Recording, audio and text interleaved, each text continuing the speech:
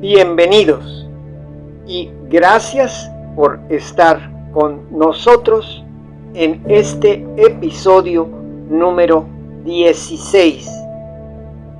Recuerden que los episodios son secuenciales, así que si algún concepto no queda claro, vuelvan a revisar los previos.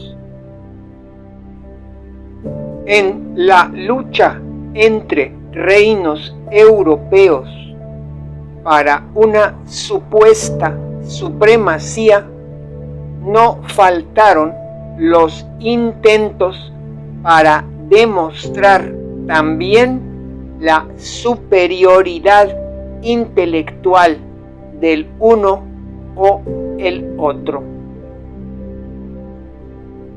En 1786, en la Real Sociedad Asiática de Bengala, India, el abogado William Jones propuso que el latín, el griego, el gótico, el céltico y el persa, debido a las similitudes gramaticales y de vocabulario, descendieran de una cepa común,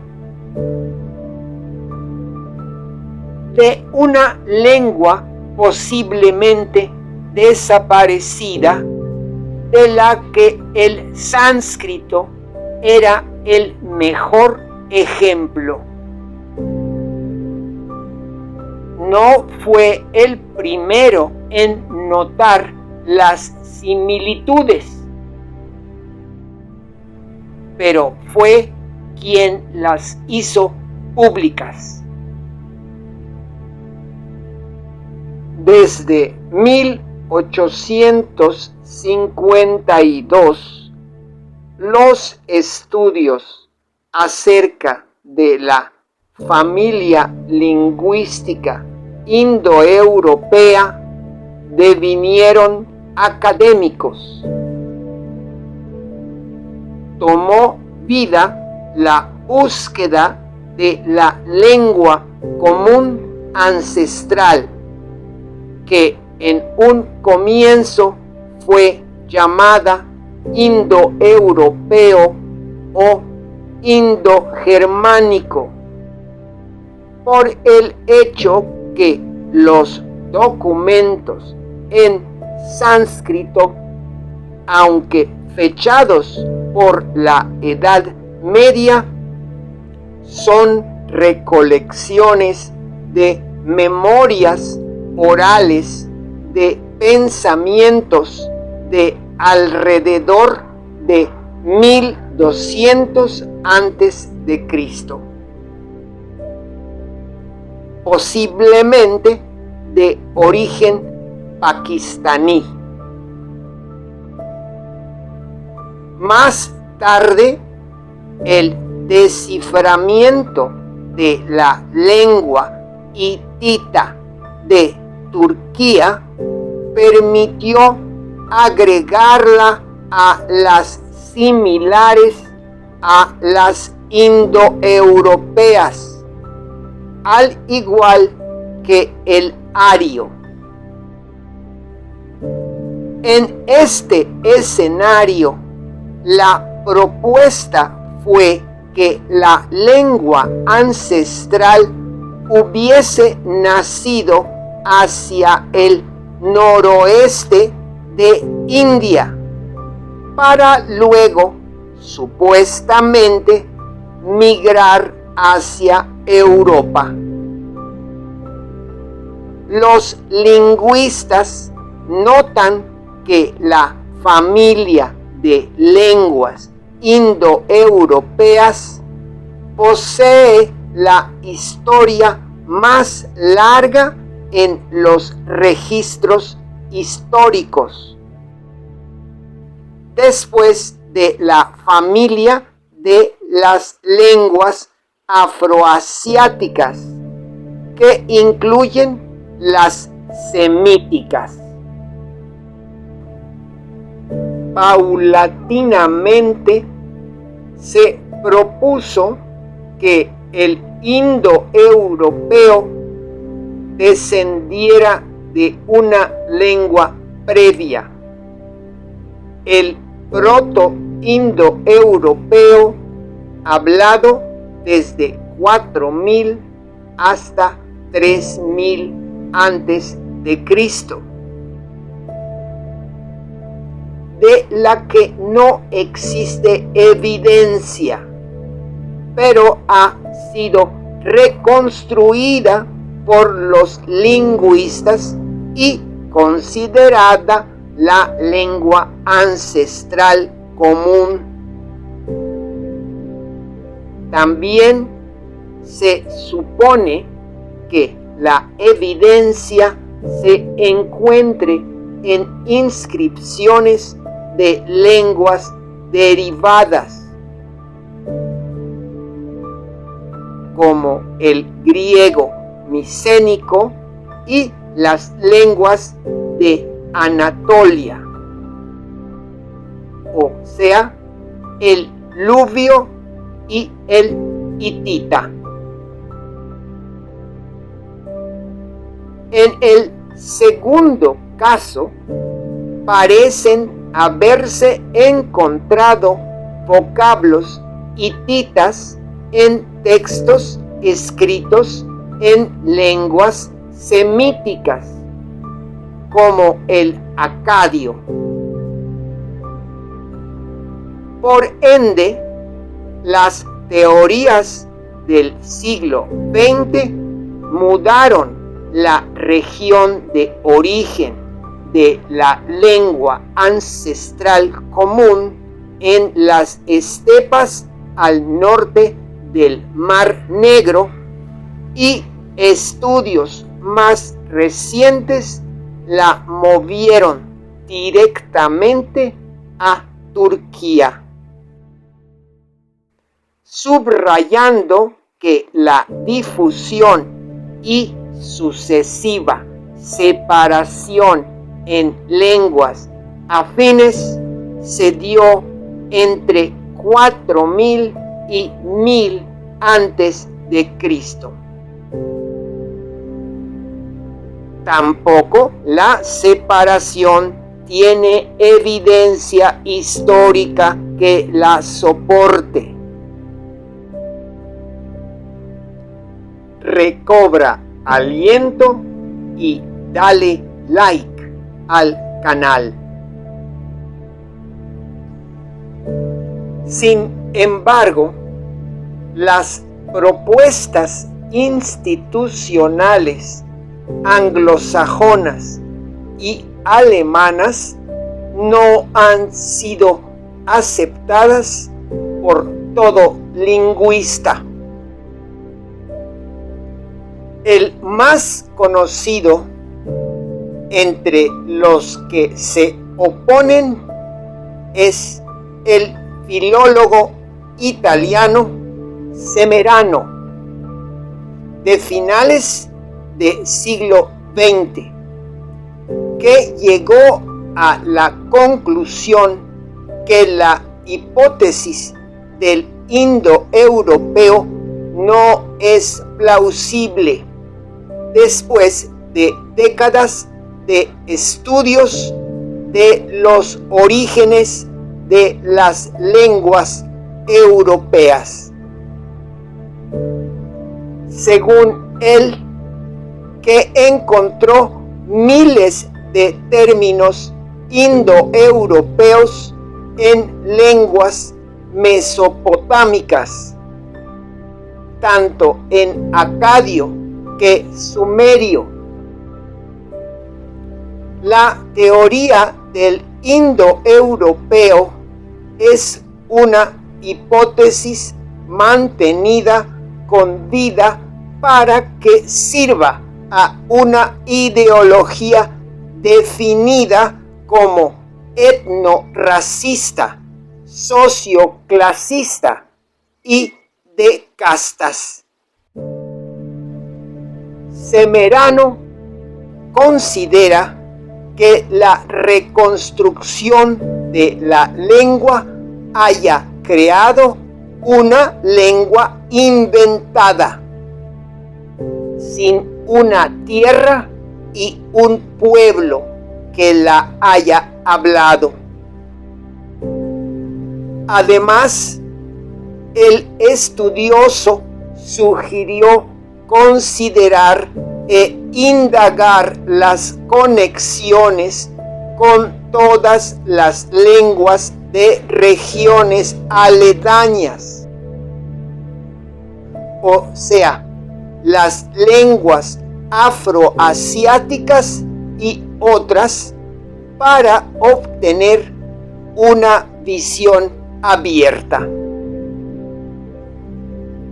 En efecto, sus análisis demostraron que 7.300 términos europeos, antiguos y actuales, corresponden con el léxico de las lenguas semíticas. En un segundo momento, analizó el etrusco y el vasco, encontrando las mismas condiciones. Las coincidencias son de tipo semántico, o sea, de significado, y también fonético. Semerano propuso, por ende, una antigua unidad cultural entre Medio Oriente y Europa. Finalmente, en una de sus últimas obras, subraya la ausencia de etimologías en la propuesta del indoeuropeo. También el filósofo argentino naturalizado mexicano Dussel lo considera un mito, proponiendo que refleja la ideología prusiana de la interpretación de Asia como una prehistoria de Europa, unificando la cultura clásica griega con la alemana, moldeando así el pensamiento racista del ario. Cabe mencionar que los estudiosos institucionales, no pudiendo encontrar conexiones con otras familias lingüísticas, consideran el proto-indoeuropeo como una condición lingüística única, reforzando las sospechas de Semerano. Las propuestas favorables al proto-indoeuropeo dejan en el olvido algunos importantes detalles geográficos, culturales y lingüísticos. No es necesario ser científicos para darse cuenta que había un agujero en el planteamiento original de la hipótesis indoeuropea. Es imposible que dicha lengua haya llegado a Europa pasando por alto toda la región de Oriente Medio y cercano, el reino de las lenguas semíticas. El segundo y el tercer planteamiento, el del norte del Mar Negro y luego de Turquía, simple y sencillamente voltearon la tortilla, impidiendo explicar esta vez la expansión hacia el este de la lengua ancestral. Existe una única respuesta, aunque no guste a los académicos institucionales de la tradición intelectual occidental. La lengua original pertenece a la familia semítica, ubicada en el agujero de la propuesta anglosajona y alemana.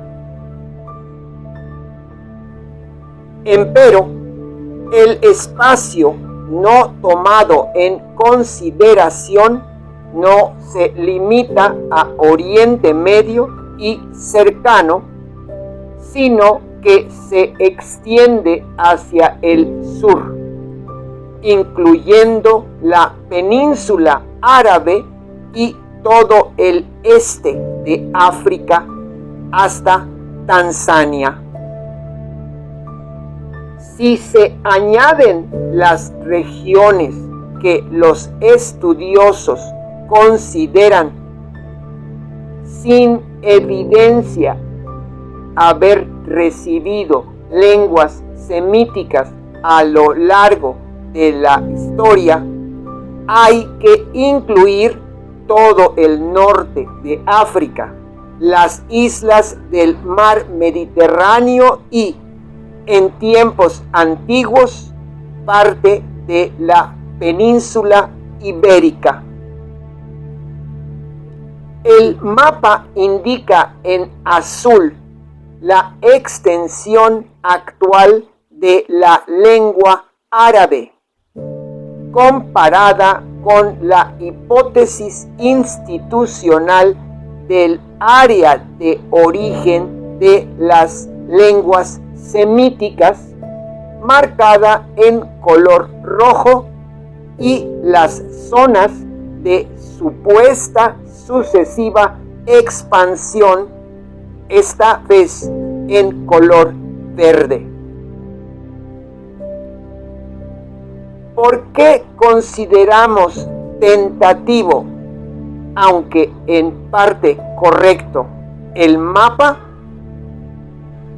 Primeramente, porque las culturas en expansión no están enfocadas en el desarrollo de estructuras educativas que hayan sido la fenicia o más tarde la árabe. Secundariamente, el mapa respeta las fronteras actuales, un concepto inexistente en la antigüedad. Finalmente, porque no incluye toda la península árabe, Egipto, Turquía, Irán y muchas regiones en el norte de África y al sur de Eritrea. Institucionalmente se indica como deshabitada la parte central de la península, Egipto como expansión del árabe, el farsi de Irán y el turco entran en la hipótesis de las lenguas indoeuropeas. El bereber de África del Norte simplemente se define una lengua afroasiática, y la región al sur de Eritrea se deja aparte. por el gran número de lenguas habladas. Por ende, vamos a presentar un mapa inclusivo que elimine todas las fallas académicas e indique con un círculo rojo la región de surgimiento del ser humano. La línea azul se interrumpirá allá donde los límites no se pueden definir. Es necesario recordar que aparentemente los seres humanos poseen la habilidad de hablar desde por lo menos 2.5 millones de años. En aquella época, o sea, antes de la primera salida de África, se ubicaban en la región que hoy en día es justamente la parte más meridional de las que incluyen las lenguas semíticas.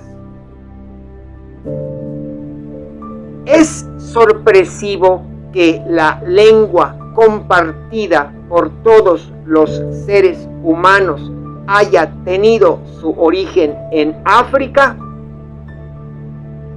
No, en lo absoluto. Solamente hay que tener el valor de decirlo. Y esperemos que no haya académico que entierre un cráneo en Londres para que no se diga que el ser humano brotó en África, como ya se hizo hace 90 años.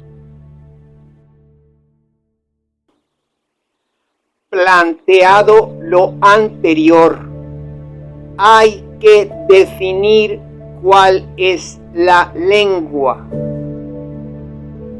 porque habrá que aplicarla tentativamente a los textos escritos en jeroglíficos. Considerando que el amárico es la lengua oficial de Etiopía, así como la lengua usada en tribunales, comercios y comunicación desde el siglo XII después de Cristo, y también la lengua sagrada de la religión Rastafari,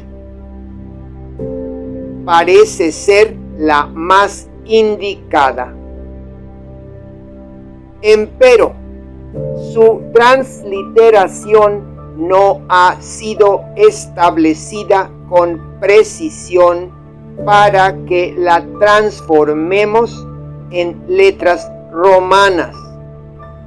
Así que ocuparemos la lengua más próxima y más difundida.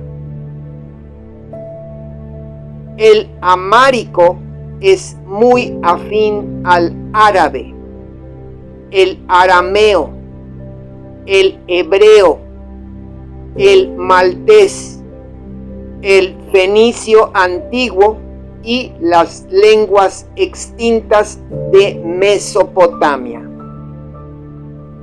Por ende, el árabe será nuestra elección por difusión y distribución geográfica. Llegó la hora de la camita, soñando con croquetas al despertar, quizás obtenidas con sus aportaciones en Patreon. Agradeciendo a todos Recuerden que, así como a todo gato le gusta una caricia, presionen el botón like para ayudarnos a divulgar el conocimiento rescatado. Suscríbanse al canal y compartan el episodio. A la próxima.